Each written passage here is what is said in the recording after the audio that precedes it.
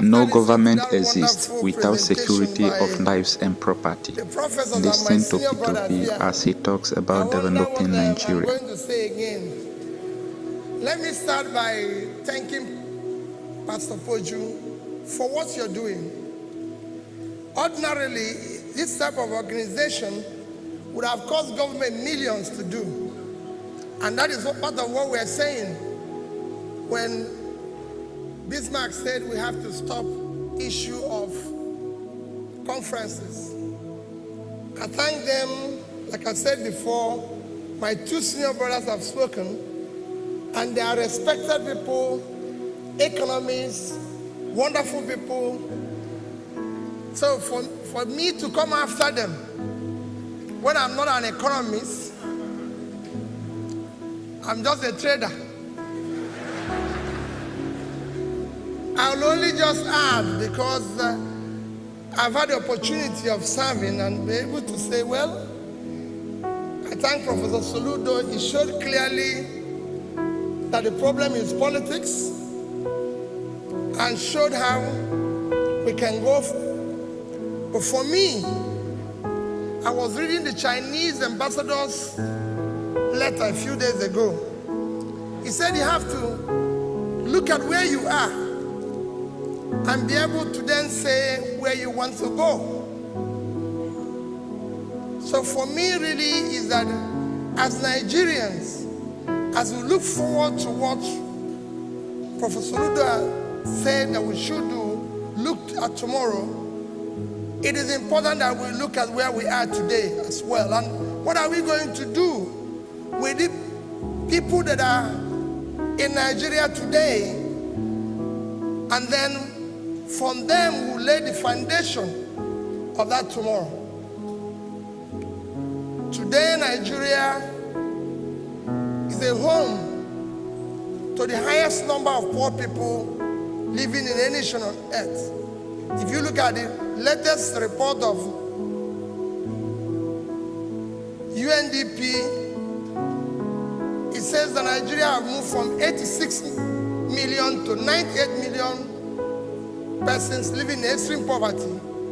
In fact, we are growing at 5% annually. Every minute, 6 Nigerians fall into poverty. Just a decade, a few years ago,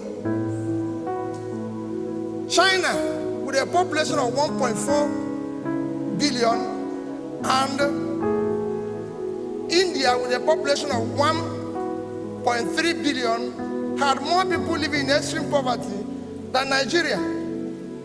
By the year 2000, China had 500 million people living in extreme poverty.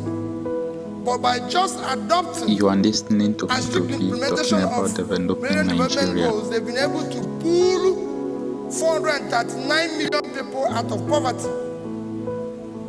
Just in 2012, India had 276 million people living in extreme poverty. Today, they have less than 76. Nigeria now have more people living in poverty than these two big countries combined. And that is our crisis. And this can be collaborated when you look at our own HDI. If you look at the summation of human development is Human Development Index. This is a measure of how a system is developing. And it's categorized into very high, medium, and low. And if you look at it today, Nigeria with over 157 in position is among the low. And if you look at the critical components of it, there's 3 of them. One is life expectancy. The global life expectancy today is 75 years. Nigeria is 54. 20-something years below. In fact, Nigeria is the 3rd lowest. It is very clear. The second is education. Nigeria today is home for the highest number of out-of-school children, 13.2 million. In fact, if you look at what the minister is saying is correct, it should be about 15 million. And if you look at it, of all the countries I'm going to use to show an example of where we are and what we want to do, which is countries that are within the BRICS nation and countries that are within the Mint nation, Nigeria is the only country where you have such a low literacy rate of 51%. All of them are on the average of over 90%. Nigeria is 51. And this is because of our own gross lack of the impact of education, which is what the previous speakers were saying. Number 3 is per capita. Per capita, as the professors have mentioned, is a measure, is what you can call a measure of living, because it's a measure of individual wealth of any country. Nigeria, unfortunately, is one of those countries where the per capita has been falling for years now. In the recent IMF report, it says Nigerian per capita will actually continue to decline until about 2025. So it's not stopping. You could see that in 2015, we were 2,500. Today, we are 1,920. This is about poverty. If you look at security, Nigeria is now the 3rd most insecure place to live on the surface of the earth.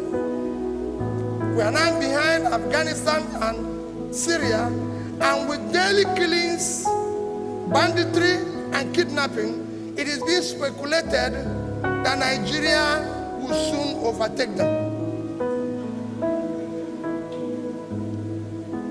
Our underemployment and unemployment is one of the worst in the world. People will tell you it's about 25, it's actually over 30%. And with over 22 million young people in their productive age doing nothing, it is very worrisome. And of course, concomitant with all these devices we are seeing today, whether it's banditry, whether it's mass killing, kidnapping, and all sorts of things. These are what we are going through as a country. Our debt is skeleton every day. If you recall, on May 1, 2017, at this platform, I warned and cried about the debts we are piling. Because I was not an economist, because I hadn't had the opportunity of working in any of the Brentwood institutions, the then Minister for Finance said, no, that we are going to spend our way out of recession. Today, all the economists at the Brentwood institutions are complaining about our debt. We are now almost at 28 trillion, $90 billion with little or nothing to show for it. What is even worse, the debt is growing daily, and consequently, the service, what we require to service it, is worsening. And I give you an example. In 2017, we spent $1,630 billion naira to service our debts. In 2018, we spent $2,090 billion naira. Within 1 year, it was 460 billion naira. 460 billion naira in 2018 was 90.3% our budget for education. And the same amount was 125.6% our budget for health, just to service debt. And we are still piling up more debts. It's still growing. There are some economists and some Nigerians and some people who say, oh, our debt is not our problem. Our debt to GDP is low. Our debt to this is low. I don't disagree entirely with them. Our debt to GDP is about 25%. It's low when you compare it to other developing nations whose GDP is actually in the region of 40-50. But it's not about debt. It's what you use the money to do that is the crisis. Yes, you can say our debt is low, but when you have little or nothing to show for it, then you have a problem because you're borrowing for consumption. We have countries, when we said about countries that are wonderful today and good today, one of them everybody cites is Singapore.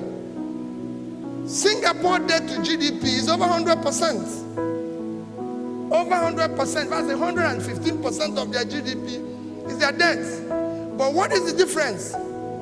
If you go and see Singapore, in Constitution of Singapore, it says you can only borrow debt for capital project that will pay itself back. So all the debts they've borrowed over the years were invested. They're proper. They know where it is. Singapore today is building the biggest port under the sea that they will launch in 2050. That's where Soludo is saying we should go. So if they borrow money to do that, you go and borrow money for shaku shaku dance. You are finished.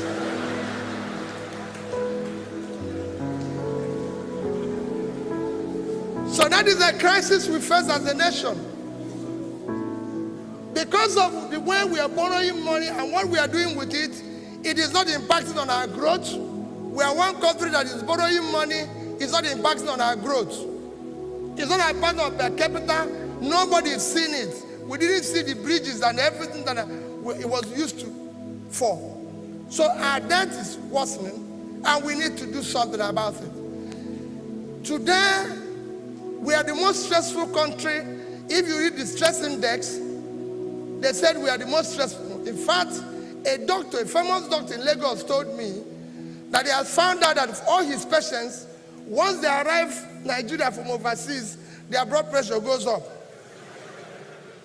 And it's a record that he has. If you come to inequality, Nigerian inequality today is the worst. 157 over 157. We're the worst when it comes, if you look at the Oxfam report. In America, 1% of the richest Americans control 37% of their wealth. In China, the richest 1% control 35% of their wealth. In Indonesia, which I'm going to use for example, they control 47%. In Nigeria, the richest 1% control 85% of the wealth. And nobody is working hard. All other countries I mentioned are working hard to lower this. In Nigeria, it's even worsening. And nobody is talking about it. Forbes recently described us as money-losing machine of Africa. Our stock market last year lost 18%. This year, it's lost 13%, even when it's most shallow of all the countries I'm going to use. For example, within the BRICS country, no country where their stock market valuation is less than 200 billion, except Nigeria. If you look at all of them, Brazil is at almost a trillion. Russia is 575. India is 2 trillion. China is at 6 trillion. South Africa is $875 billion. And its second biggest economy. If you go to Mexico, it's 385. Indonesia is at 450. Nigeria is at 31 billion. And Turkey, the last nation, is at 200. So you have a crisis. Of course, you listen to what the recent seminar by the Sterling Bank, what the chief economist of World Bank said. He said we are living tragically on borrowed time. That's what he said about Nigeria. If you look at all this, you will see, like the previous speakers have said, we are living on a cliff. And we cannot continue with the present economic or political compass, whatever one you call it, which is not pointing in the right direction and would definitely lead to a collapse of this nation. And the earlier we do something, the better for everybody. For my little contribution, because previous speakers have mentioned a few of the things I want to mention. For my little contribution, I would dwell on just on 3 things and then conclude from there. For me, there's three things we need to deal with. And issues are: number one, issue of security. Number two is issue of education. And number three is issue of the economy, with emphasis in trying to solve our present under and unemployment. It is very critical. For security, I'm not going to make a lot of comment, but just to say that Nigeria needs to do something very quickly and drastically on our present security situation, which is questioning our corporate existence. The great number one job of any government in any society is to provide security of life and property. If you cannot do that, then the government does not exist. And today, what Nigeria needs most is investment from local and from foreign direct investment. But nobody is going to invest in an unsecured place. No matter how profitable it is, the investor has to be alive to enjoy his profits. So there's no need preaching that, it's 20% return, 30% return. I've said it here before at the platform. I lived in England for a number of years. And I had a partner, very good man. Very good man. I'm sure Professor Ludo knows him very well, Mr. Harding. And he had a fixed deposit in a bank of about £5 million. And I was the chairman of a bank. And I said to him, they were paying him 2%. So it was earning £100,000. And at that time, banks were giving interest of 20-25%. And I went to him and said, Mr. Harding, since you said you're going to give them additional £1 million, why don't you give it to me? So that I can give you maybe 15%, more than they pay for this 5. He said to me, okay, we'll go for dinner and talk about it. And he took me to dinner. And when we finished, he told me, Peter, let me tell you, peace of mind is included in this 2%. You can give your thoughts. That he has planned his life. That he has planned his life on this 2%. He doesn't want the 15. I can keep the 15. And that is the foreign investor you want to attract. Because he needs to have peace to enjoy his 1% and everything. And that's it. So it is critical that we know we need to provide security. The second thing I need to talk about is the issue of education. It's been repeated by previous speakers and everything is just to add. Every empirical studies have shown today that the more you can invest in education, the better your economy and society. Countries that are doing well today are countries that have invested and continue to invest in education. It's as simple as ABC. It's not something you need. So the more you invest in education, the education investment is not an expense. It is an investment. And if you look at all the countries that want to compare us with today, you could see it. Among all the BRICS and mint countries, they all invest at least 4% of their GDP on education.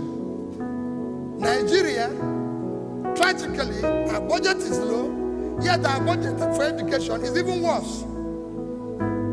If you look at all of them, if you talk about the BRICS, you talk about the Brazil, India,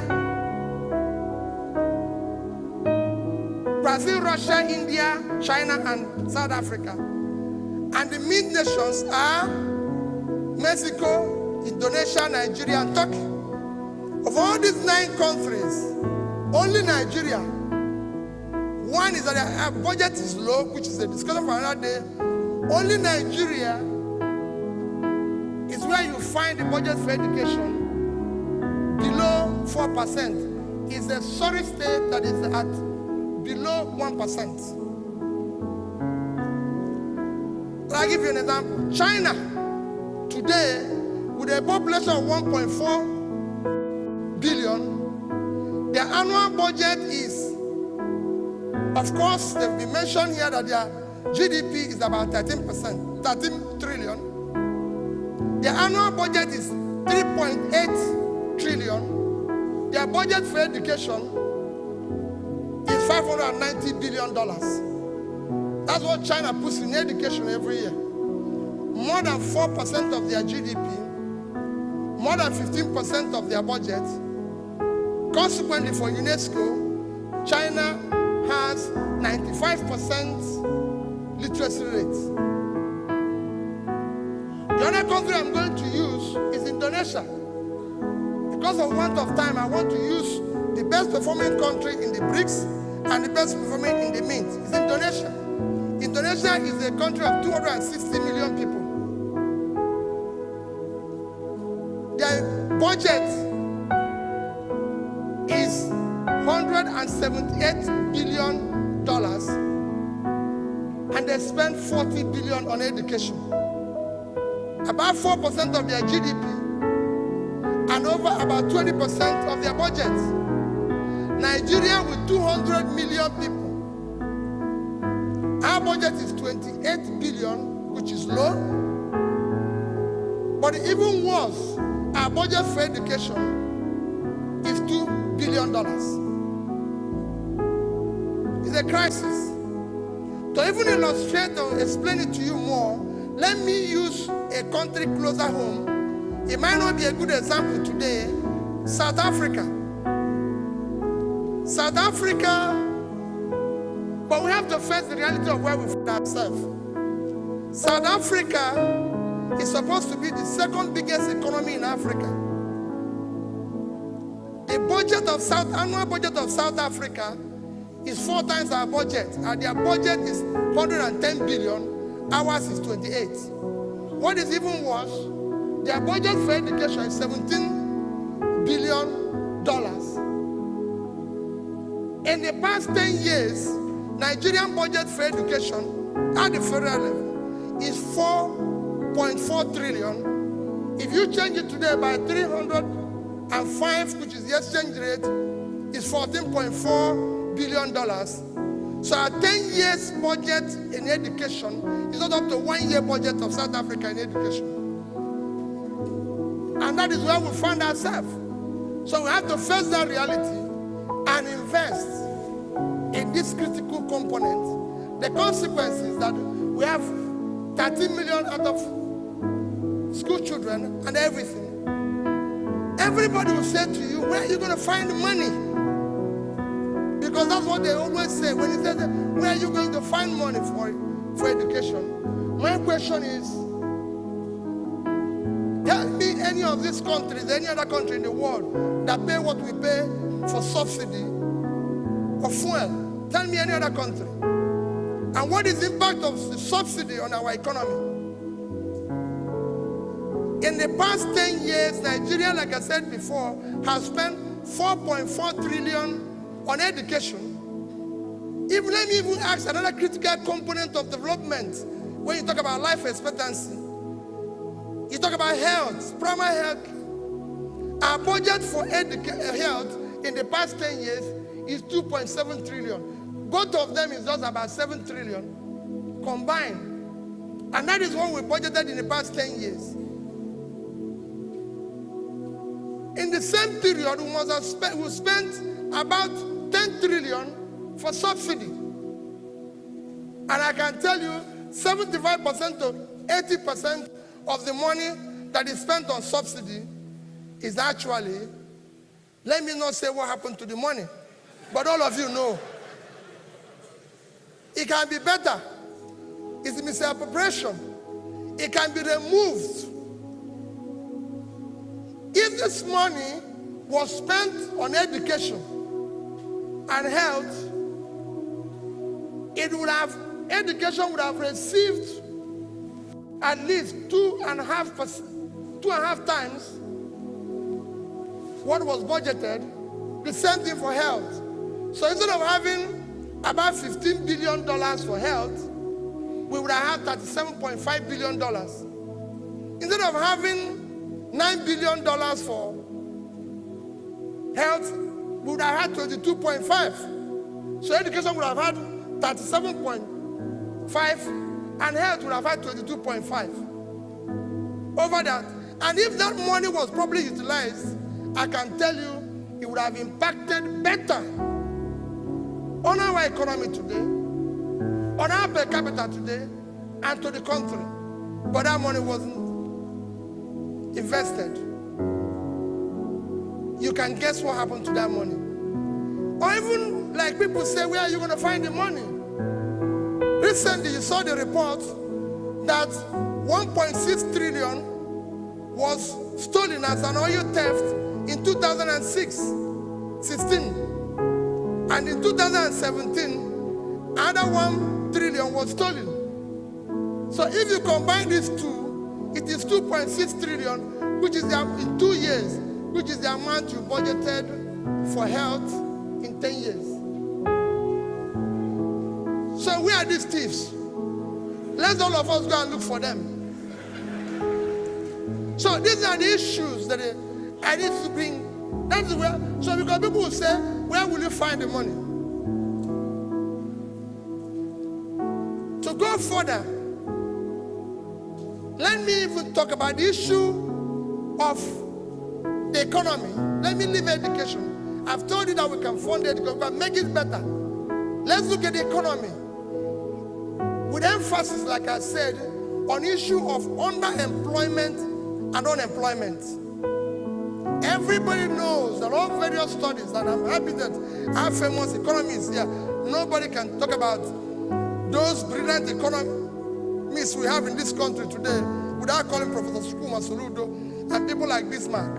They are among the best we have. And I'm sure they know that when you talk about the economy, you must talk about the issue of underemployment and unemployment. It is the greatest contributor to building a strong economy. If people don't have jobs, you have terrorism, you have banditry, you have all sorts of characters. If they remove any of us here from having a job, we're different things. It's as simple as ABC. So you have to deal with that. And when you talk about the issue of employment of any nation today, whether it's China that we are celebrating, whether it's any other country within the BRICS nation or the MID nation, like I said before, I still use China and Indonesia to show an example. All of them, everybody knows that there's a direct connection between issue of employment creation, growth per capita, and growth of overall economy with your support for micro, small, medium entrepreneurs. Professor Gupta has said that Nigeria DNA is entrepreneurship. And I believe that. But that DNA is not being supported. What has happened is that we've abandoned this greatest engine of creation of labor, unemployment, without any support. And if we want to solve that, it is not a sophisticated thing. If you go to China today, using the example of the two countries I said before, if you go to China today, 92% of the companies are MSMEs. 92%. They produce or contribute 60% of their GDP. China GDP is 13 trillion. 60% is 7.8 trillion, which is 20 times Nigerian GDP.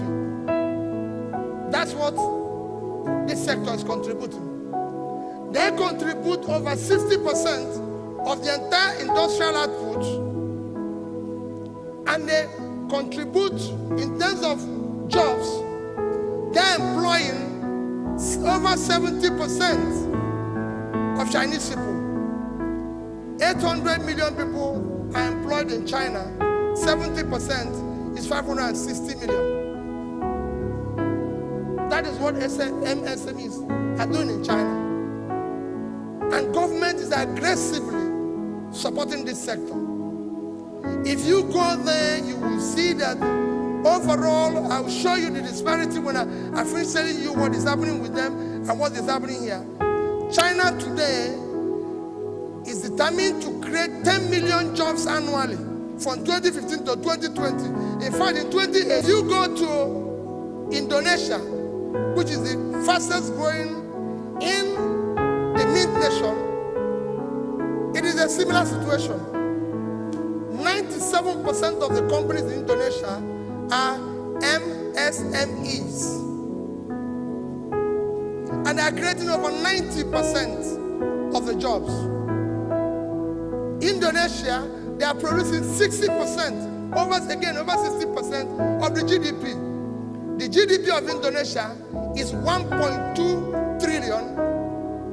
60% is 7.2 trillion. It's 720 billion, which actually is twice our GDP.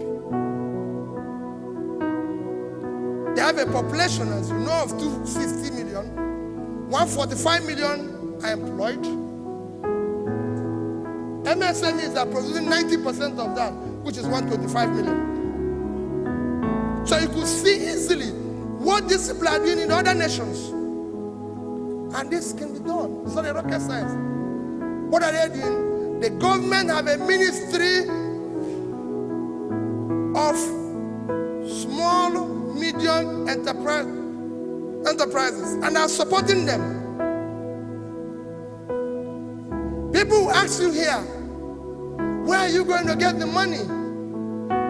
How are you going to fund it, Peter? How are you going to support them? I was a businessman in United Kingdom. Not my country, not to have anything to do with it. I came out of school, started business. My county supported me by giving me grants. The government gave me grants. In America today, in China, everywhere, government is giving people grants, support, and everything. So people say, what do we need? I said, you need aggressively support this sector to unleash what they can do in Nigeria. How do you do it? People say, oh, there's no money. We have borrowed a total of 28 trillion naira,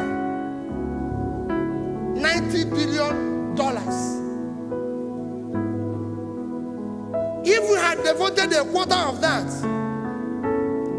$7 trillion, $23 billion to supporting that DNA Professor Gupta mentioned.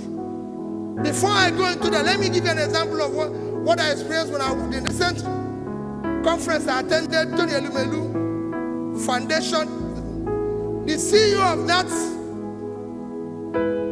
foundation, Ms. Ifeanyi Ugochukwu, said that for every entrepreneur they supported with $5,000, he created 20 jobs after 1 year. Speakers after speaker came and supported that position. Now, if we had taken away 25% of this money, $23 billion, and decide to support our entrepreneurs with grants, we would have given it to 4,600,000 entrepreneurs. Assuming only 75% of them, which is 3,450,000, had created just 50% of the job. Ms. Ifeanyi has said, instead of 20, they created 10. They would have created 34,500,000 jobs. If we had 34,500,000 people employed today, we wouldn't be talking about 98 people living under poverty. It is very simple. It's not a rocket science. We would have been able to deal with this and all that. What you hear today in Nigeria is that, oh, revenue to GDP is low. you going to get it? Are you going to tax people who are unemployed or businesses that are collapsing? If you want more revenue, everybody knows how you can get more revenue. Reboot your economy. Support those who are living in extreme poverty to come over this side and you get revenue. It's a simple. We have today taxable adults of 20 million when it should be more. If you want more, you just support them. Eligible workforce in Nigeria is 150 million. Those who are employed are just about 75 million. So you have 40 million people that are not doing anything. Support them. So stop talking about revenue to GDP. Let's talk about how do you now get these people on this side. If the more China put people out of poverty, the more revenue they received. To show you how bad it is and what the China is doing, if you go to our banks today, the total credit of all the banks, loans they've given out, is 15.5 trillion. Out of that, 4,000 companies or thereabout have taken 13.3. Call it about 3.3 billion each. The entire SMEs, MSMEs, 35 million, the entire loan to them is 500 billion naira, which is about 3% of 15,000 each. So they cannot contribute what their counterparts in China is contributing. In China, out of overall 30 trillion debts, MSMEs control 25% of it, which is 7.5 trillion. The consequence is that if you look at their tax revenue, they do not just produce 60% of GDP or 70% of unemployment, they also contribute 50% of the tax revenue. China funds its budget from tax revenue. 80% of their budget is $1,000 each. Nobody buys them a car, nobody buys them anything. Nebraska budget, I've told you what it is. So they buy 600 million, 600,000 is the entire thing they pay to their house, and salary and everything. Which you use 305 is 183 million naira. Nebraska budget is about 3 times the actual expended budget of the entire southeast and northeast. If you put the 11 states together, they are not up to 1.2 trillion. And Nebraska, so Nebraska is 3 times that. These 11 states have over 270-something house members costing over 16 billion annually for what they are doing for 183 million naira. That is the cost of our. The cost can go on and on. People tell us of stories. In France, the number 3 person had just resigned. All of you have read it and everything. Why? Because even his wife was found in a restaurant on a Valentine's Day while he was speaker before he became minister, drinking champagne and eating lobster. Imagine in Nigeria, the French would have joined him. This is the France where they make champagne, where they make the champagne. And on a special day, Valentine's Day, so the man said, okay, let me just, here, everybody would have joined the man for the best champagne. Let's talk about cost of governance. I can tell you, haven't the governor. Nobody can tell me that our penny cannot do more than what it's doing today. And listen to where you have somebody who is